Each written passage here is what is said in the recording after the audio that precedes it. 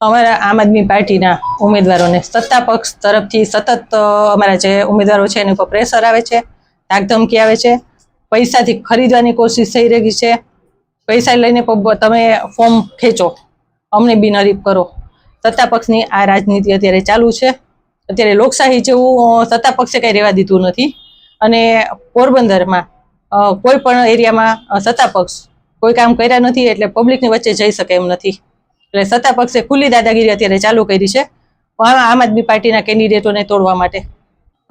સત્તા પક્ષ તરફથી અત્યારે પૈસાની લાલચ આપવામાં આવે છે અમારા કેન્ડિડેટોને, પણ અમારા કેન્ડિડેટો મજબૂત છે। પૈસાથી કદાચ એક બે હોય એ પૈસાથી વેચાઈ જાય, બાકી અમને લાગતું નથી કે અમારા કેન્ડિડેટો કોઈ તૂટે। અને ખોટા કેસ કરી અને ફસાવાની ધમકીઓ આપવામાં આવે છે અને ફોર્મ પાછું ખેંચવા માટે ધમકીઓ આપવામાં આવે છે। સત્તા પક્ષને એટલો જ હું મેસેજ આપવા માંગુ છું કે તમને તમારા ઉપર વિશ્વાસ હોય તો નિડરતાથી ચૂંટણી લડી લ્યો। સત્તા પક્ષ એવું કહે છે કે અમે જીતીએ છીએ, આમ આદમી પાર્ટીનું કોઈ વર્ચસ્વ નથી ને આમ આદમી પાર્ટી હારે છે, તો પછી આમ આદમી પાર્ટીના કેન્ડિડેટને ફોર્મ ખેંચવા માટે એટલી દોડધામ શા માટે? તો ચૂંટણી લડો, તમે પબ્લિકની વચ્ચે રહી લોકશાહીથી ચૂંટણી લડો। અમે હારવાના છીએ, અમને અમારી હાર કદાચ હારશું તો અમને સ્વીકાર છે। લોકોને સંદેશો આપું છું કે આ સત્તાધારી પક્ષે 30 વર્ષમાં ભાજપની સત્તા છે, તો કોઈ પણ પોરબંદરમાં કોઈ પણ સત્તાધારી પક્ષે કામ કરેલું નથી। પબ્લિક હવે સૌ જાણી ગઈ છે। તો એક નમ્ર અપીલ કરું છું કે તમે સારા કેન્ડિડેટને તમારા વિચાર જે તમારા એરિયામાં કામ કર્યું હોય એને મોકો આપજો, તક આપજો।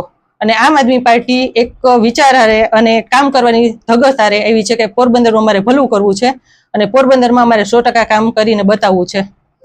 અમને સમાચાર આવે છે કે એક બે કેન્ડિડેટ અમારા છે અત્યારે ફોર્મ પાછા ખેંચાવે છે અને તેને ફૂલ બ્લેકમેલ કરીને ધંધાકીય પ્રેશર આપવામાં આવેલું હતું અને એક કેન્ડિડેટ છે એની ઉપર ગુનો દાખલ કરવાની પ્રેશર આપવામાં આવે છે। અને અત્યારે એક બીજો મુદ્દો હું તમને કહીશ કે કેન્દ્રીય મંત્રીને અત્યારે અમુક નાના જે ઉમેદવારો હતા જેને ફોર્મ પાછા ખેંચ્યા છે એને કેબિનેટ મંત્રી ઘરે જઈને આવકારે છે, જેનું કોઈ ભવિષ્ય એવું નહોતું કે કોઈ મોટો કેન્ડિડેટ છે કે ભૂતકાળમાં ચૂંટણી લડેલો છે, સામાન્ય કેન્ડિડેટ છે, એના ઘરે સત્તાધારી પક્ષના કેન્ડિડેટ મંત્રી અત્યારે ઘરે જઈને આવકારે છે। તો એના ઉપરથી સાબિત થાય છે, કોઈ મોટો ધારાસભ્ય હોય તો વસ્તુ અલગ છે કે એને ઘરે જઈને આપણે આવકારવો પડે, કોઈ મંત્રી હોય તો એને આવકારવો પડે, પણ અત્યારે સામાન્ય કેન્ડિડેટને ઘરે જઈ અને કેબિનેટ મંત્રી આવકારશે, આવા સમાચાર અમને મળી રહ્યા છે।